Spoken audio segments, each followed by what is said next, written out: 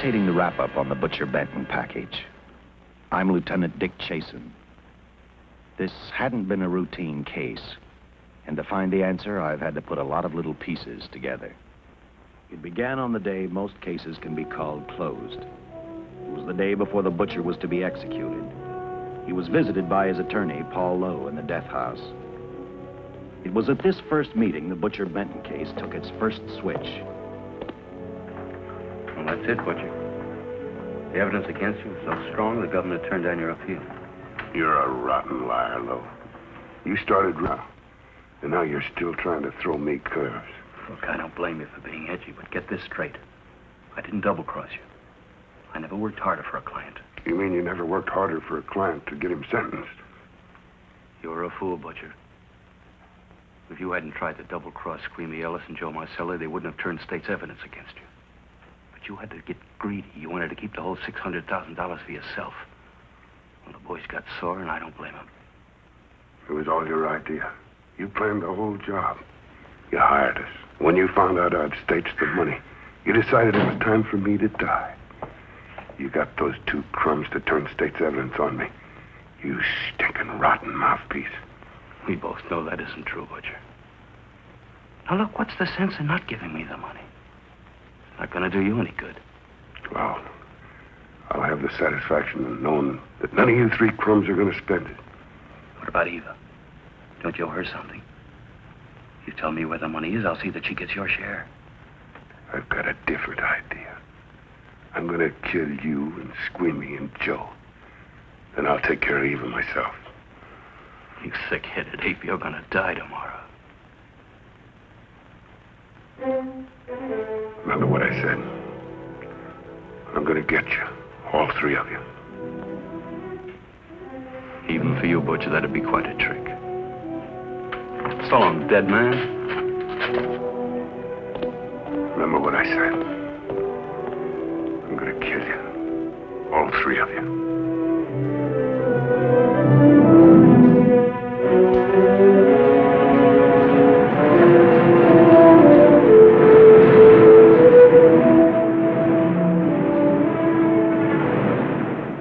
Back in Los Angeles, two men sat in a bar room listening to a newscaster tell his headline story.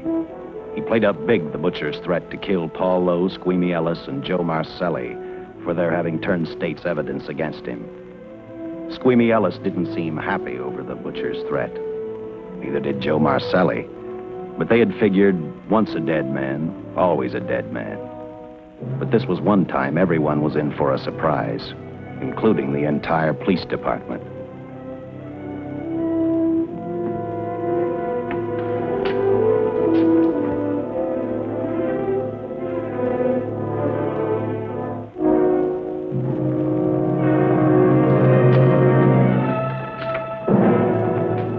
Seen the headlines, Captain? Teletype just came in from San Francisco. Butcher's execution is set for 5 o'clock this afternoon. And like the newspapers say, he still refuses to talk about that stolen money. Well, I still have hopes of coming up with something. That's what I dropped by for, Dick. With Butcher's execution, the department's marking it case closed. That means you'll be reassigned. I spent a whole year trying to break this case. As far as I'm concerned, Butcher's death is just the beginning. Of course, I can't prove it, but I think that Paul Lowe was the top man. And even though I have to keep working on it while off duty, I'm going to get Lowe, Squeamy Ellis, and Joe Marcelli. Okay, Lieutenant. Officially, I've taken you off of the case. Unofficially, I wish you luck. Do me a favor. Keep me posted. Will do. Thanks, John. I headed for Eva Martin. She worked in a local burlesque house. I'm a cop, and my job is to ask questions and get answers. So I decided I might as well start again with her.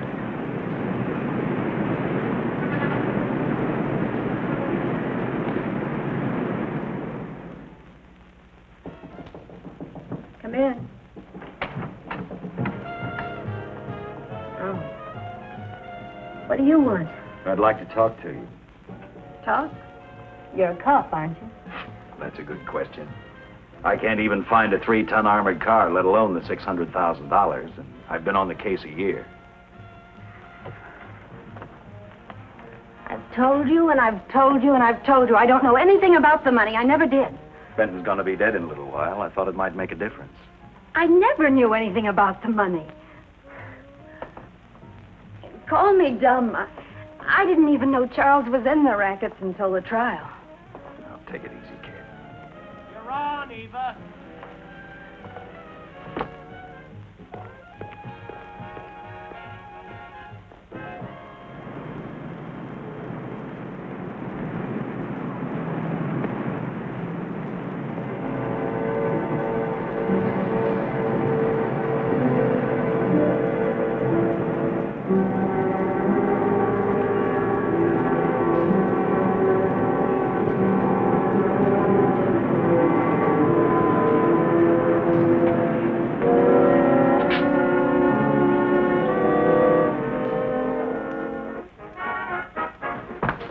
Honey, here's your wrap.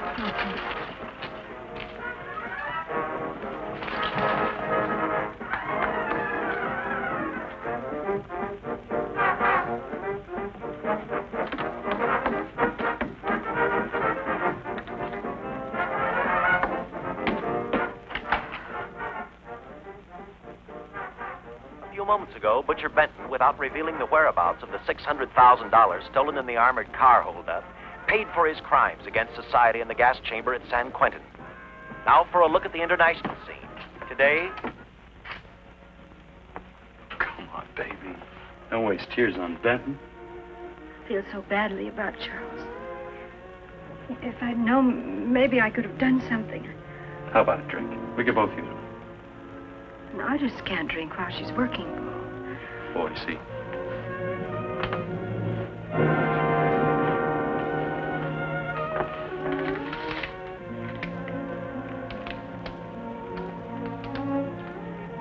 What's that? Well, now what's the matter? The message from Charles. He told me to open it if he died. Finale, Eva. All right. How about a steak after the show? No, thanks. Not tonight, Paul.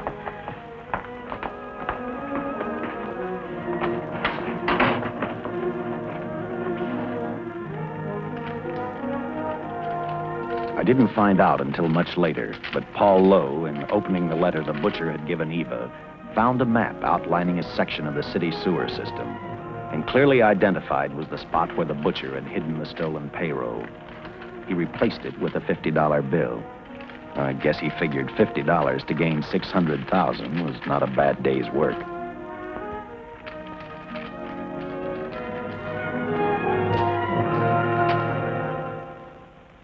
A few hundred miles away in San Francisco, the case took another switch, which turned the next 72 hours into one long, hideous nightmare.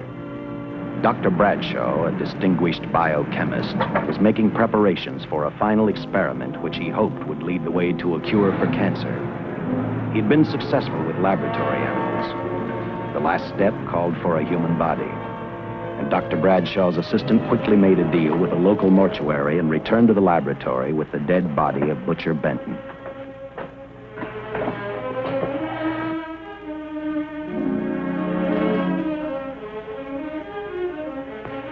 You made good time. Well, I didn't waste any. Any trouble? No, I just handed the money over and moved the body into your station wagon. That was that. Good. Get a syringe.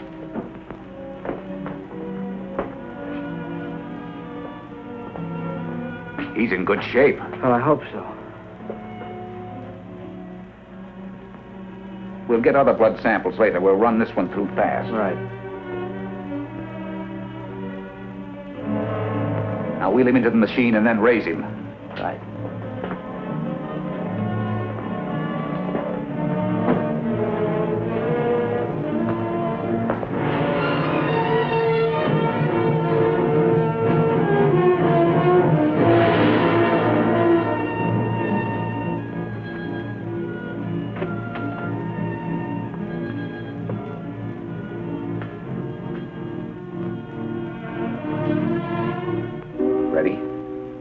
You mean you're going to give him 287,000 volts? Yes, yes. I'll get the fluoroscope set. We'll check with that before we start dissecting. Turn off the lights.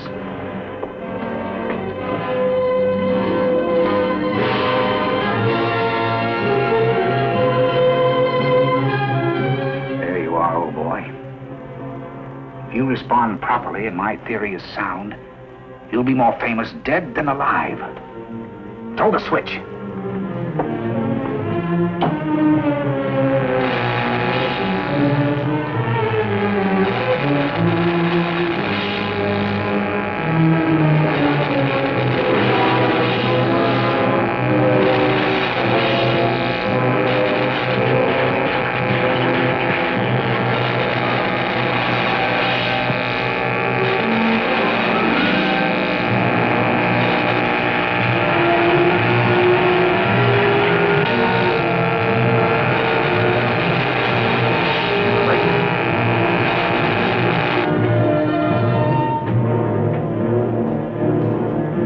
I thought I saw a pulsation of the heart. You're right. Dr. Bradshaw is beginning to breathe. You've brought this man back to life. No. The heart muscle has simply responded to a terrific electrical shock, that's all. Yes, but it does prove that the cells still function. Dr. Bradshaw, he is alive. A shock reaction, it can't last. His cells are multiplying now, if your theory is right. We could keep that reaction going longer. But it's worth a try. Get the body out.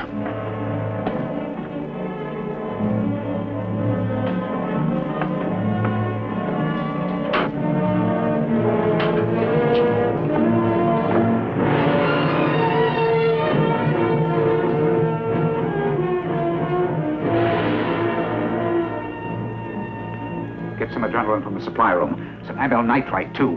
Hurry, hurry.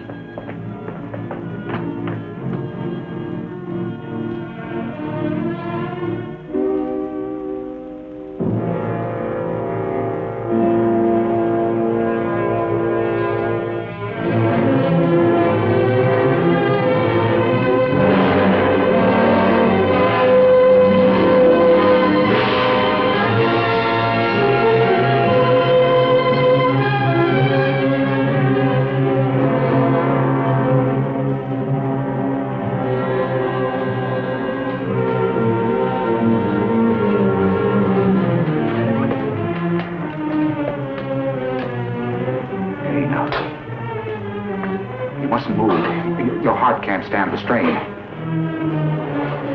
Now you must lie still. Please, please. Easy now. Easy. Easy. You must lie. Easy, please.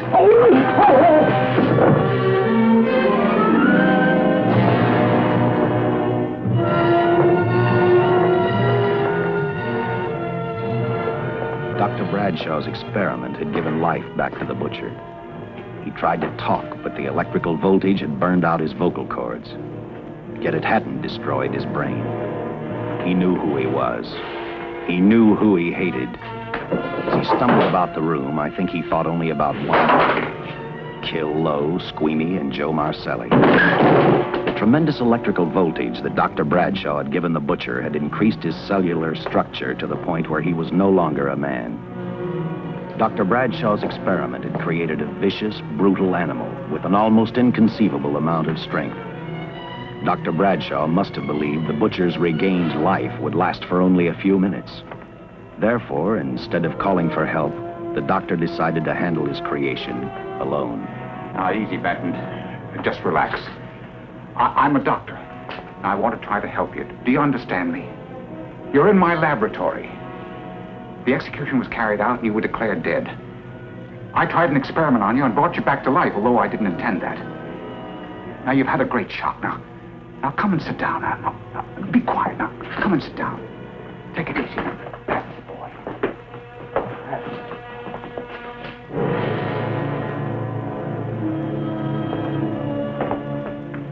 Careful. His reactions are violent. How do you explain this?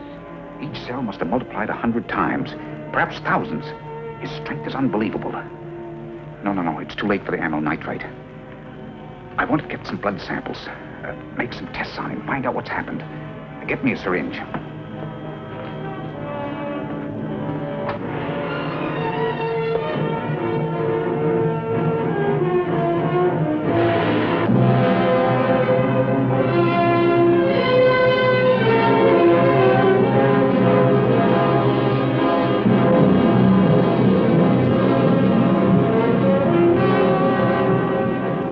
Needle penetrate the skin.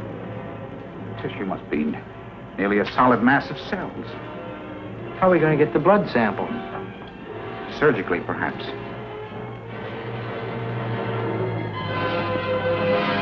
Now, take it easy. You can't leave here now. I'm responsible for your being alive.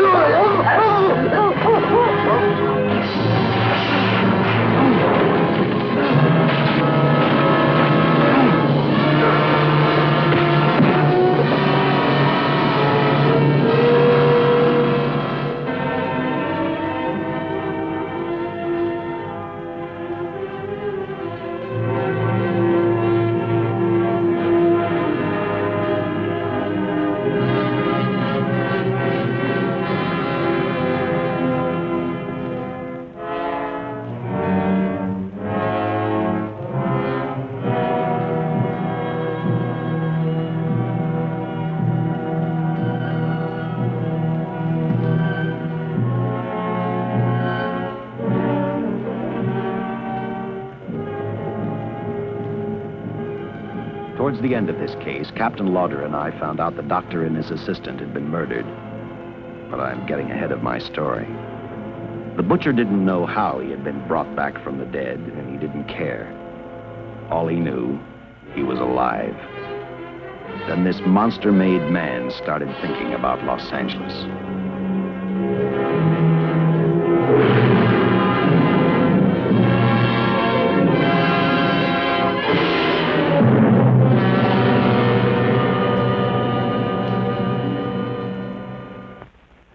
On that very in Los Angeles, I decided to stop playing detective for a little while.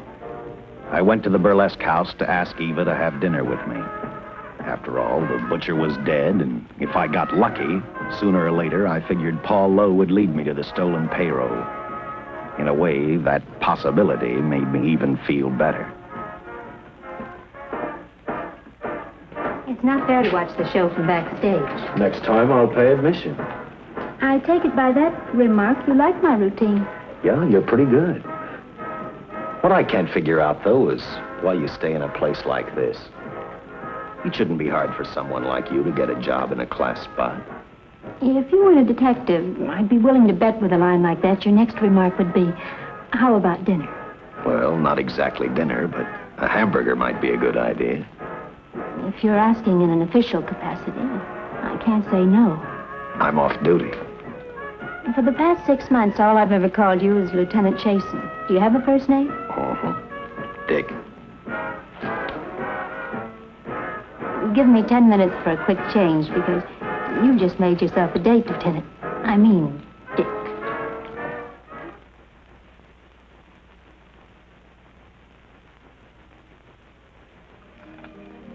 Know something, Dick? I haven't had hamburger in the front seat of an automobile with a guy in a lot of years. Well, from now on, we'll do it more often. Funny. I always figured a policeman wasn't really a human being. I mean, unless he was arresting someone or trying to solve a case, he was unhappy.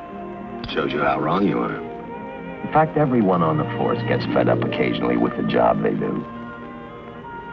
Maybe we're more human than anyone else. We see so much trouble, we get to hate the word.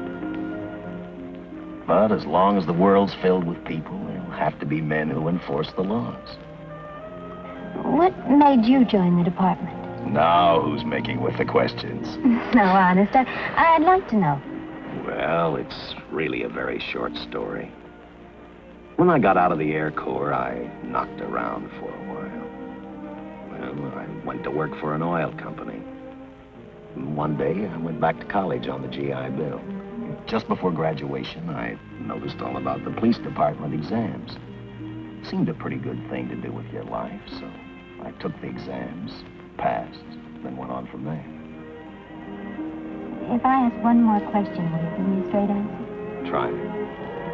Am I still part of the Charles Benton investigation? I mean, right now. I don't think so. As far as the department's concerned, when Benton was executed, the case was marked closed. But inside of me, that's not good enough. I don't follow you. Well, the $600,000 is still missing. And a fast-talking underworld lawyer like Paul Lowe is walking around a free man. Someday, no matter how long it takes, I'll get him and the money. Until I do, the Benton case for me is not closed. I give you my word, Dick. Charles Benton never told me anything about the money. Oh, I've been sure of that for a long time. But how did you ever get mixed up with anyone like the butcher? This trouble ever started, it just happened. I had a roommate who used to date Benton all the time. One day she packed and left for Chicago. Benton carried a torch for her, and he used my shoulder to cry on. First thing I knew, we were having dinner together, and a few weeks later, I was labeled by the police as this #1 suspect and Benton's girl. But it was never like that. I made only one mistake. I felt sorry for him. You mean, until he was arrested for the robbery and the killing, you had no idea how he earned a living? I know this is going to sound crazy, but I only went out with Benton a couple of times. And all we ever talked about was Madge, my old roommate. The last time I saw him, he tried to get too friendly, and that's when I told him he had the wrong girl. But like I said, I'd already made my mistake. What about the burlesque house? How do you two fit together? You sound like a lot of other people. I left a small town a couple of years ago because I won a beauty contest, and the first prize was a screen test. After which, nothing happened? That's right. Only, it was pretty rough. And then one day I read an ad about girls wanted for a burlesque show. I auditioned and I got the job. You know something? It's like any other job. If you're looking for trouble, you can find it even in a schoolroom. Well, when the screen test didn't work out, though, why didn't you go on home? Well, first you have to have a home to go back to. My folks are dead, so Los Angeles was as good as any place else. I don't know about you, but I do 8 shows a day, and at this hour I'm bushed. I know what you mean. Mind if I drive you home? No. And I'll tell you something else. I haven't minded anything about tonight. Not even the hamburger. I kept playing tag with Lowe. He made 4 telephone calls. 3 of them didn't interest me, but one did. The one to Joe Marcelli. I watched Joe head for his meeting with Lowe, and for some unknown reason, I began to get the feeling that this case was finally about to explode in my favor. You see what I mean? Well, look at that, will you? I see him stagger on 2 legs, but he's doing it on 4. Shut up, you flea bag. Well, look who's calling names. At least I ain't a squealer, a stoolie. I warned you before. All right, Harry, that's enough. I'll take care of him. I want to talk to him. Okay, Mr. Lowe. With any future business you've got with this psycho, take care of it upstairs in your office. You keep showing around here, sooner or later he's going to get slugged, cripple or no cripple. All right, shut up, Joe. Sit down.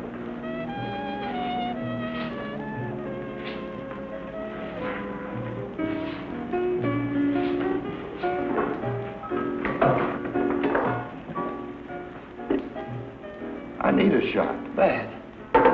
You'll get one after I talk to you. You sober enough to understand? Yeah, I run out of dough. No wonder. Look at you. You used to be the best torch man in town.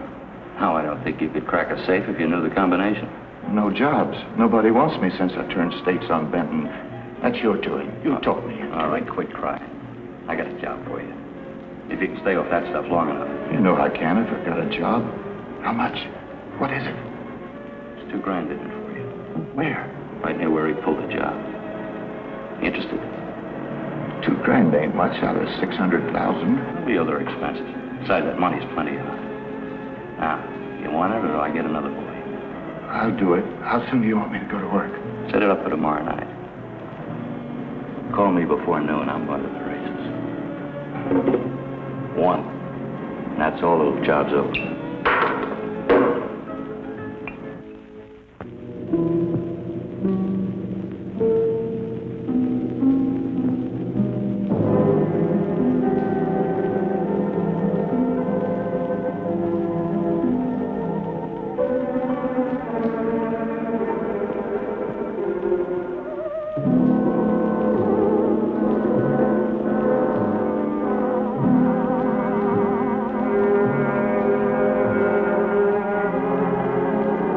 Butcher was walking slowly toward Los Angeles. He'd traveled through wooded hills to prevent being seen by anyone. Finally, he came to a quiet road. He stopped to get his bearings. And then he saw her. He saw something else. An automobile. For the butcher, that rang a bell. With a car, he knew by the next afternoon he'd be in Los Angeles in plenty of time to catch up with the 3 men who had double-crossed him.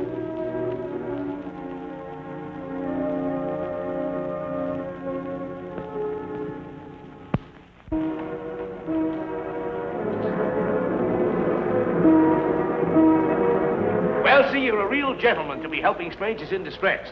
I hope you don't mind me using the babe here as bait. Quite a dish, isn't she? But that's what she gets paid for. Bait, that is. Yes, sir. She's a real shaker artist of my outfit. Carnival man myself. Just call me Connie. Yeah. Well, friend, we're in a little bit of difficulty here. Got a flat tire, brand new car, no tools in the back. Why, some of these dealers make my carnival grifters look like babes in the woods.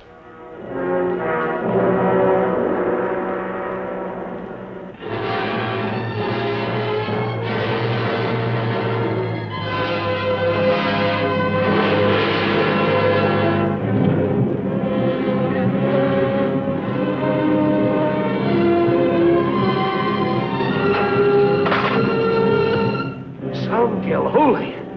Say, who you with, friend? Let it down. Let it down. No matter who you with, friend, believe me, I can do better for both of us. I'll make a fortune for the both of us. Oh!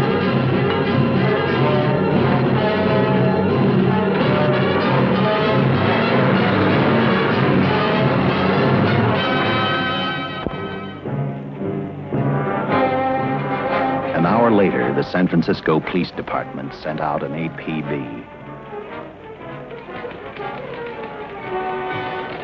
Squads were sent to various parts of the countryside.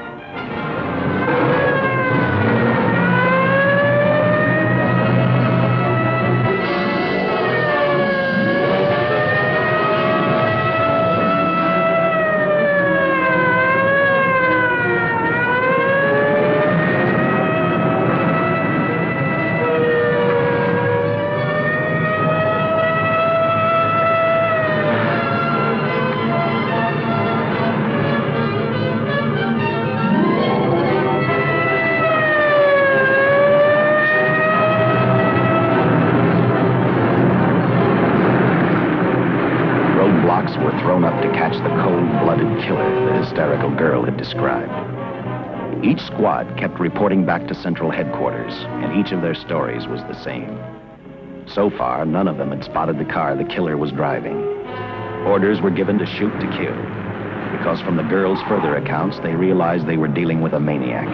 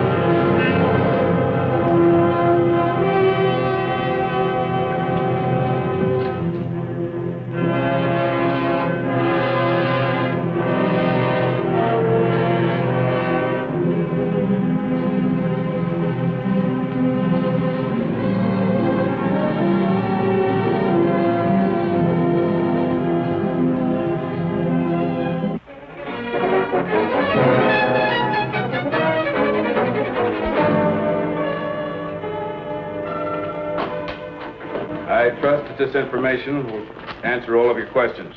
If I can be of any further service, let me know. Sincerely, J.I. Louder, Captain Police, L.A. Here's another all points from CHP, Captain.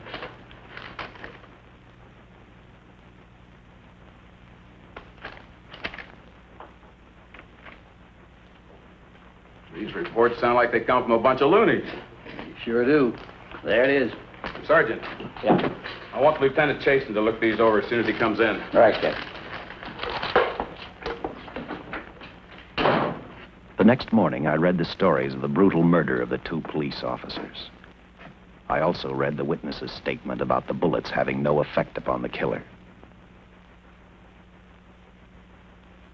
I felt sorry for the witness, and I thought about how easily a person's mind can become confused when suddenly they receive a brutal shock. I didn't believe a man existed who could not be stopped by a slug from a .45. Good morning, Captain.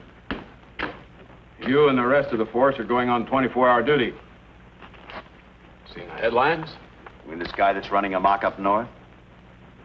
Yeah, the latest report, he's killed 2 police officers. Made a getaway in a green coupe heading south. I've got a hunch this killer's going to be our baby. He could be in town right now. Yeah. You better get started, Lieutenant. Okay. Any new leads on that hold-up money? I think the girl can probably be counted out. If any of the others are wise, they're keeping mighty quiet. Well, let it ride for now. The whole force is going to be on the spot until we catch this killer. Newspapers will have a field day.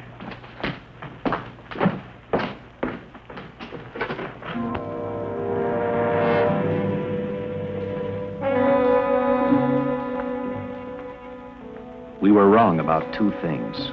The killer was already in our city, and we didn't know he was Butcher Benton.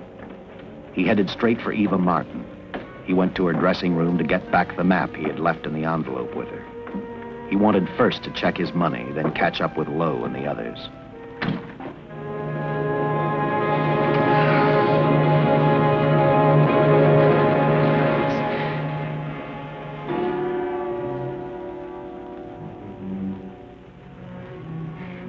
Can't be.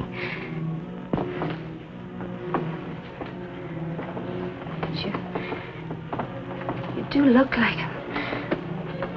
Only different somehow.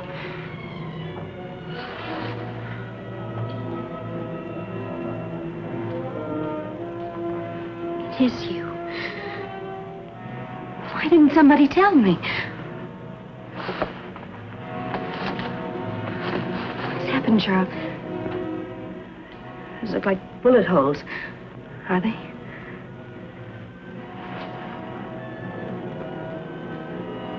Isn't even a mark.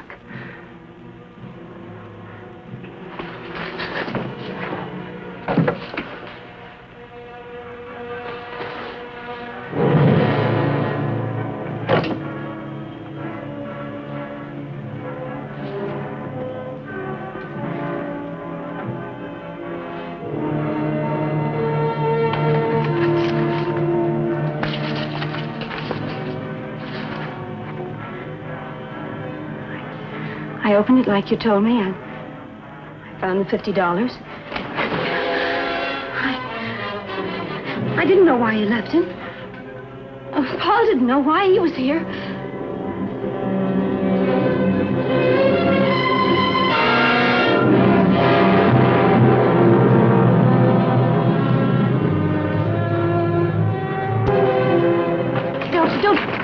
Don't think crazy. The name of Paul triggered his hate. He left her dressing room and started for Squeamy Ellis and Joe Marcelli's place. Because he knew, with them out of the way, Paul Lowe couldn't open the strong box where the money was hidden. He thought of Squeamy and Joe first. He was saving Paul Lowe for last.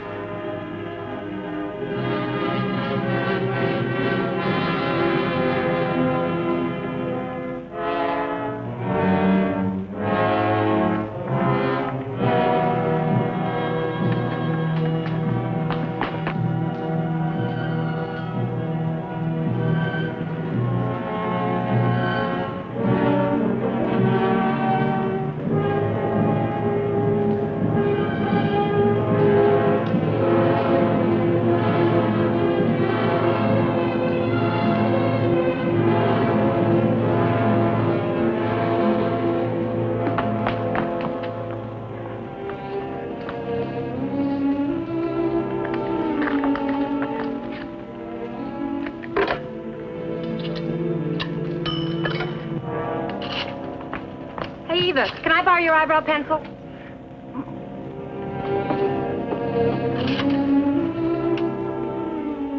Operator, get me police headquarters. Lieutenant Chasen, please. When do you expect him? Well, tell him Charles Benton is alive, and even bullets can't stop him. I'm not crazy. Just say a friend of Charles. He'll know.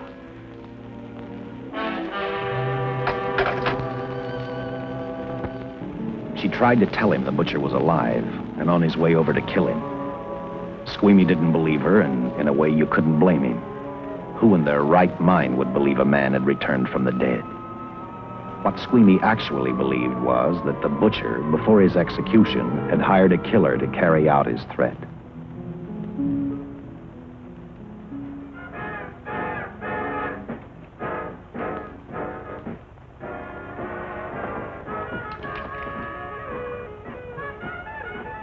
You sick? What? You don't look so good to me. 10 minutes, Eva. All right. Say, Eva, I could take over the matinee trick for you. What? It's easy. Look, Eva, I can do it. Scub-up-de-doo-doo-doo. Oh, I'm... Francine, I just thought of something. Yeah? Eva agreed to let Francine do the show. She hoped she'd be able to interrupt the butcher before he arrived at Squeamy's hotel. Or, failing that, at least be able to warn him to stay out of sight. You wanted me, Captain? Yeah, I just had a rundown on those fingerprints, the stolen car up north. We got nothing on the driver who was killed or the woman with him. Take a good look at these. There's something funny about these. Yeah. The boys in the lab can't figure it out either. Those are the killers. They were found on the steering wheel. Looked like they'd been stamped in with a steel die. They sure do. These are Butcher Benton's. What? Well, they look the same to me. How do the lab boys explain that? They don't. Their best guess is a twin brother. An identical twin could have the same pattern of whorls with only slight variations. Ever hear of the butcher having a twin brother? No. Even if he did, it wouldn't explain these freak prints. You didn't pick up your message, Lieutenant. Some wacky dame calls you. And she says Charles Benton is alive, and bullets won't stop him. If we buy the twin theory... Who was she? Where'd she see him? Well, she wouldn't leave her name. Sounded kind of hysterical to me. Said she was a friend of the butcher's. Eva Martin. Get over to the Follies and see what that girl knows. Yeah. Some guys have all the luck. I never drew an assignment to the Follies.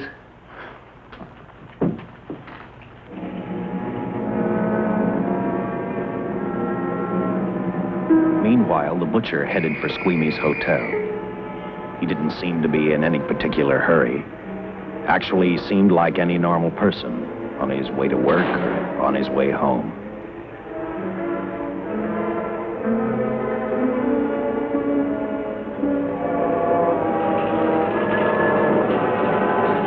He rode up Angel's Flight, arrived at the top, scanned the hotel building, and then noticed the only exit from Squeamy's apartment, a fire escape.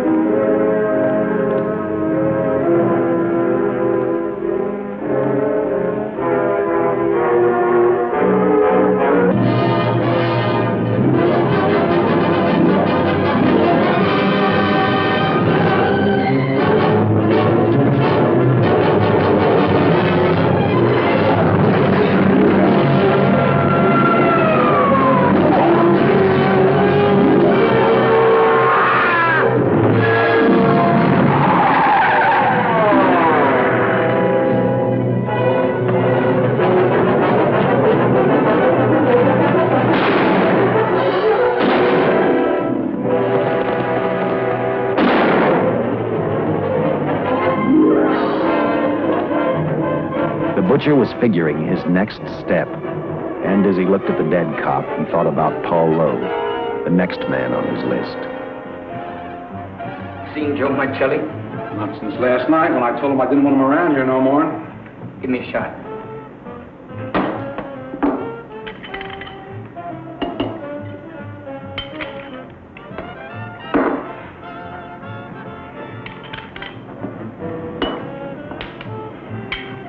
Look, I need help. Just found out that Benton's hired a killer to get me. He's after Joe, too. Then drink up and get out. I don't want no trouble around my place. You're a real pal. Drink up and get out, I said.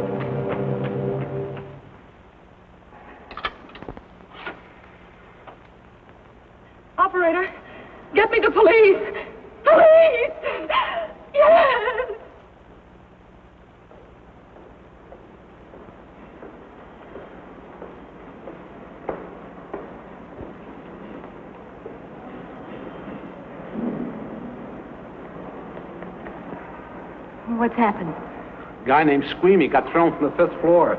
He's dead on a mackerel. Customer of mine. You mean Squeamy Ellis? Yeah, that's it. Just Squeamy. No one else was killed. Ain't one enough?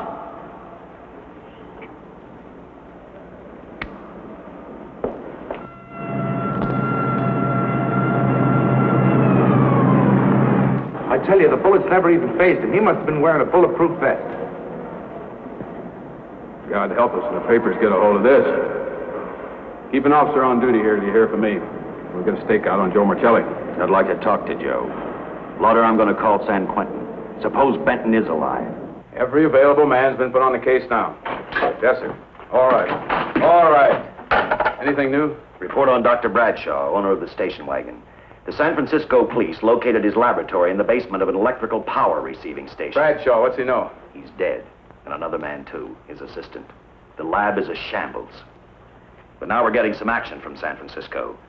Benton's body never arrived at the mortuary where it was supposed to go. An attendant there finally broke down, admitted he picked up some quick cash by handing the body over to a man he was unable to identify. The man was driving a station wagon. Blasted man, the chief's on my neck, and the commissioners are on his, and the mayor's on theirs. Now, am I supposed to tell them that our killer is a dead man?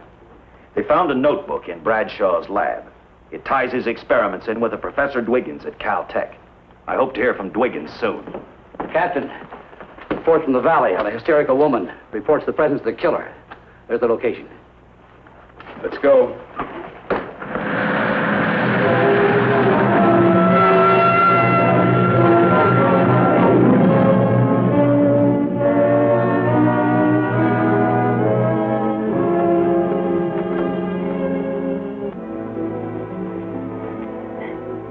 You and your boyfriend had a little fight, and he got out of the car to take a walk.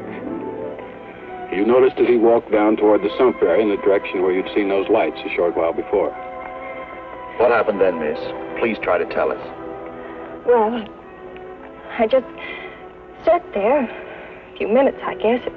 I was pretty mad. Then there was a loud crash, like heavy metal, sort of, from down here. I got out of the car to get a better look. I heard Jimmy cry out something. I couldn't make out the words. Then down here, in a patch of light, was Jimmy. And coming toward him was this man. Big man. Lifted Jimmy up over his head like he didn't weigh a thing. Jimmy screamed. Just once, before he broke Jimmy's back. I heard it snap that far away. Then I started running till I found this house. They let me use the phone. Thank you, mate. We'll see that you get home now. O'Malley, see that the young lady gets home all right. Paul Lowe, while driving to his office, heard a radio commentator report the murder of Joe Marcelli. And what shocked him most was when the broadcast identified the killer as possibly being the butcher.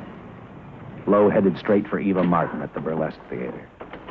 Oh, you gave me a start, Mr. Lowe. What are you doing here? Where's Eva? Oh, I'm taking her place. I'm going to wear her costume. What's it to you? I asked you, where's Eva? Hey, don't get physical. And watch your tone of voice, Buster. I told you. Little Eva isn't here. I could see that for myself. Where is she? She's at police headquarters. That's where she is. Yes, sir. No, sir. Captain Lauder's still with the mayor. The killer dropped out of sight. He was last seen in the Hollywood area. Yes, sir. We know he's dangerous. Every angle's being covered. Yes, sir. I'll tell him.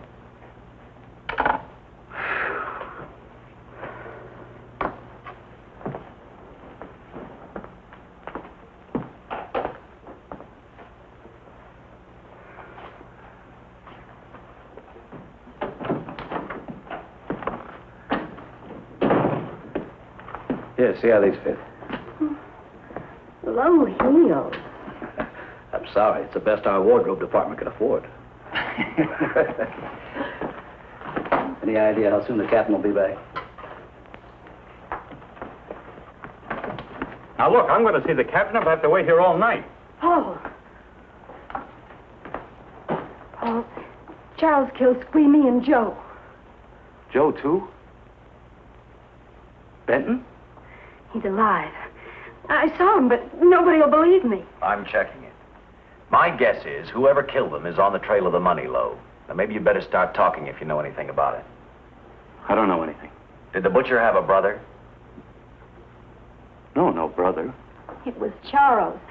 I saw the tattoo on his arm. Look, I demand police protection. Where's the money, Lowe? You heard me. I demand protection. I know my rights. We put stakeouts on your office and home. Well, that's not enough. It's enough as far as we're concerned.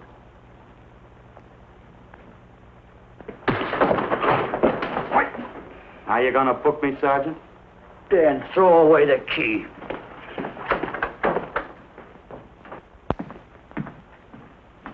Thank you.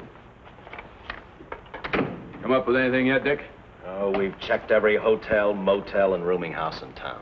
We've run a cross-check on every hangout Butcher ever used. Net results, blank.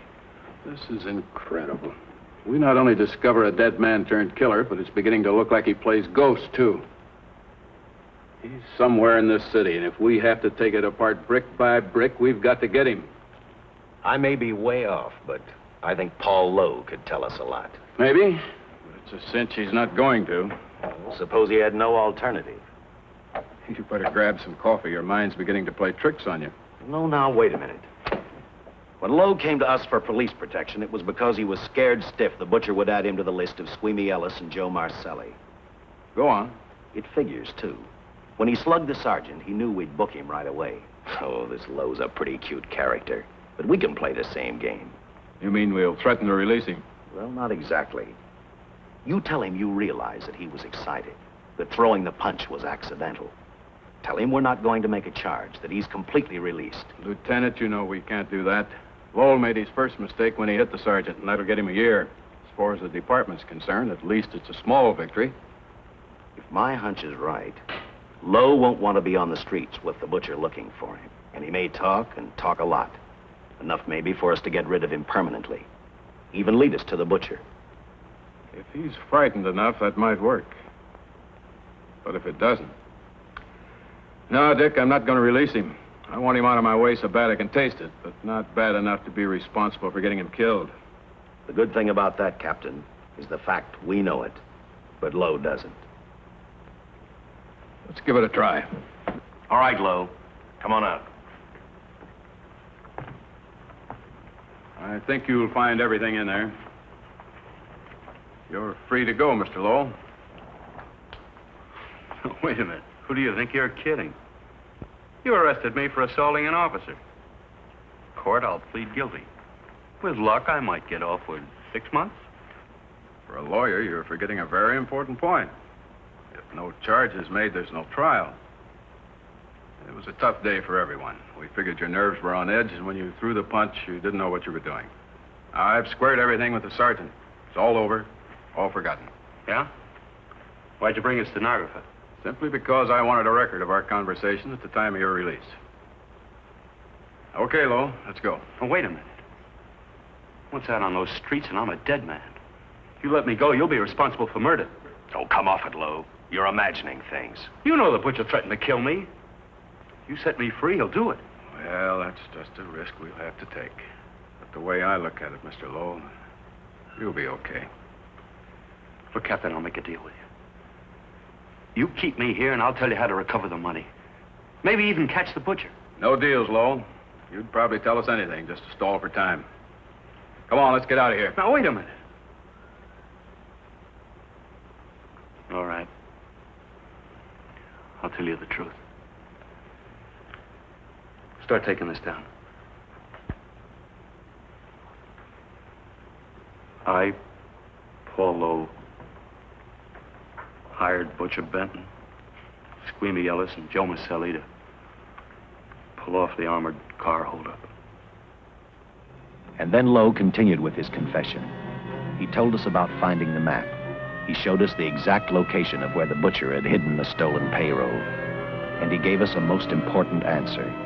The explanation as to how the Butcher was able to elude detection. His means of escape was the sewer system beneath our city.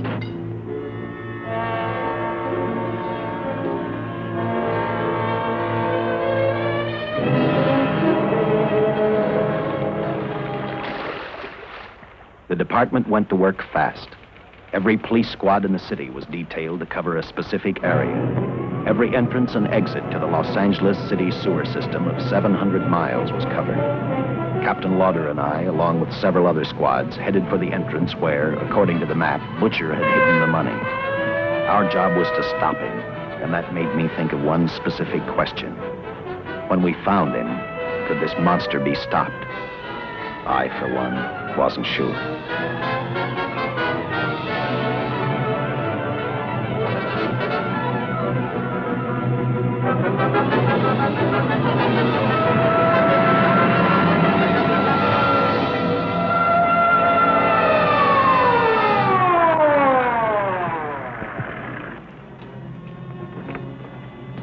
Everything all set, Lieutenant? City engineers mapped out each possible exit. A squad of officers are spotted at every point. If the butcher can be caught, now's the time. Well, after I talked to Caltech, I called on the fire department for a little help. The professors thought a flamethrower might stop him. Flamethrower? I suppose our boys have had a chance to join our squads by now. See, we have one with us here. Have you thought about what'll happen if this doesn't work? No. I've been praying too hard that it will work.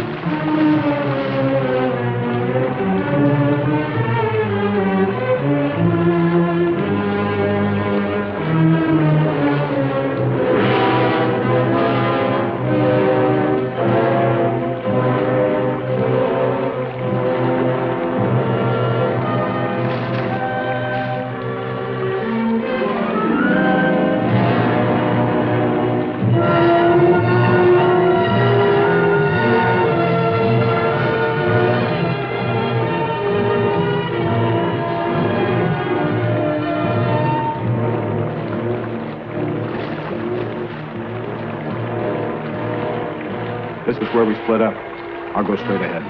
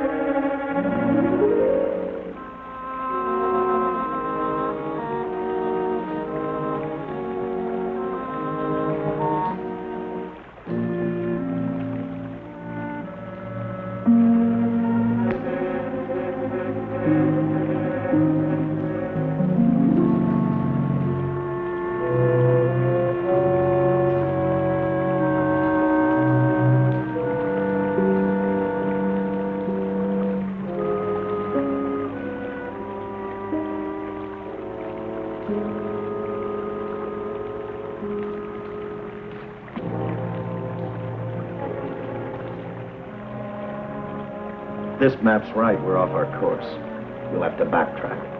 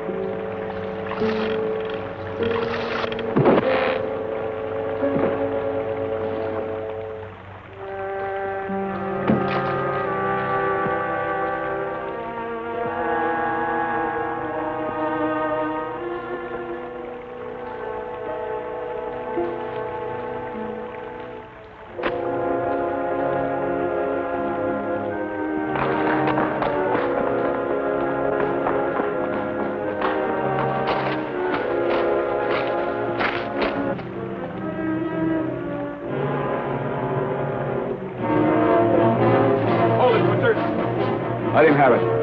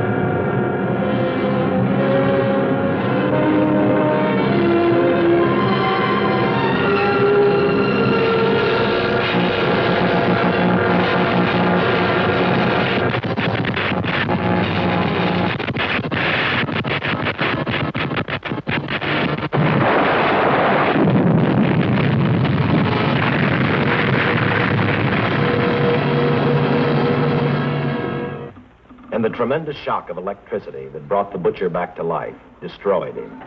The $600,000 stolen in the armored truck robbery has been recovered. Case closed. Well, here are the scientist's comments for your records. I had to fill in a few spots with my own guesses, but I guess that's about the size of it. Did you get any sleep? Oh, some. Not much. How's the girl today? Well, I called the hospital about an hour ago. She'd gone. Gone? Where? She told them she was a working girl and that she'd been away from the job too long already. Quite a girl. Yeah. Say, how about that time off I've got coming? 48 hours, beginning right now. Get some rest, Dick.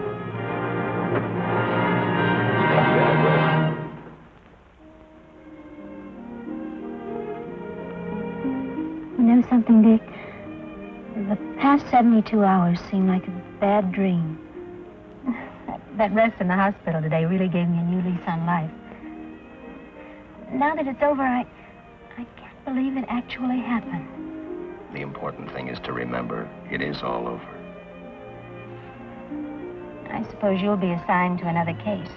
Now, I'll have to give up hamburgers in the front seat of the car for steaks in a restaurant. No. I've thought about that. In fact, I decided to do something about it. I started by talking the captain into a short holiday. And just about an hour ago, I got you fired. What? What did you do that for? I figured that being my wife would take up all of your time. Even if I wanted to say no, I couldn't. You're not supposed to say no to a detective. I figured that, too.